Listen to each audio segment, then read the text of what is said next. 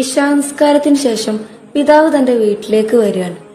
ആ സമയത്ത് മക്കൾ ഉറങ്ങുന്നതായിട്ടാണ് അദ്ദേഹം കാണുന്നത്. മക്കൾ ഇശാനസ്കരിച്ചതാണോ എന്ന് അദ്ദേഹം ഭാര്യയോട് ചോദിക്കും.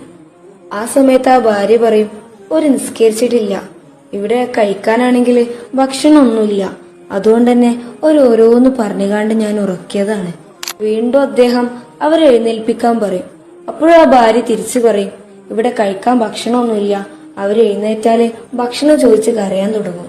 അപ്പൊ അദ്ദേഹം പറയും, നീ അവരെ എഴുന്നേൽപ്പിക്ക്, നിസ്കാരം എന്നുള്ളത് പടച്ചോൻ നമ്മളോട് കൽപ്പിച്ചതാണ്, റിസ്ക് അത് പടച്ചോൻ തരുന്നതാണ്. അങ്ങനെ അവര് കുട്ടികളെ വിളിച്ച് നിസ്കരിപ്പിക്കും. നിസ്കാരത്തിന് ശേഷം വാതിലിൽ ഒരു മുട്ട് കേൾക്കും. വാതിൽ തുറന്നു നോക്കുമ്പോ നാട്ടിലെ സമ്പന്നരായിട്ടുള്ള ഒരു വ്യക്തി ഇവർക്ക് ഭക്ഷണമായിട്ട് വന്നതാണ്. എന്നിട്ട് ആ മനുഷ്യൻ പറയാൻ തുടങ്ങി, ഞാനും നാട്ടിലൊരു പ്രമാണിയും കൂടെ ഈ ഭക്ഷണം കഴിക്കാനിരിക്കായിരുന്നു. ഭക്ഷണം കഴിക്കുന്നതിന് മുമ്പായിട്ട് ഞങ്ങൾ തമ്മിൽ വാക്ക് തർക്കമുണ്ടായി.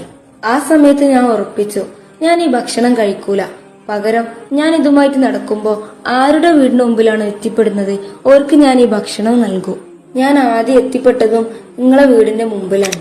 അള്ളാഹു ആണേ സത്യം, എനിക്കറിയില്ല ഞാൻ എങ്ങനെയാണ് ഈ വീട്ടിന്റെ മുമ്പിൽ എത്തിയത് എന്ന്. ആ സമയത്ത് പിതാവ് 2 കൈകൾ ഉയർത്തിയിട്ട് ദുആ ചെയ്തു. അള്ളാഹുവിനെ സ്തുതിക്കുകയും അവന്റെ മേലിൽ തവക്കുലാക്കുകയും ചെയ്താല് രാവിലെ ഒട്ടിയ വയറുമായിട്ട് പുറപ്പെട്ടുകാണ്ട് വൈകുന്നേരം നിറവയറുമായി എത്തുന്ന പക്ഷികളെ പോലെ തന്നെ അള്ളാഹു നമ്മളെയും ഭക്ഷിപ്പിക്കും.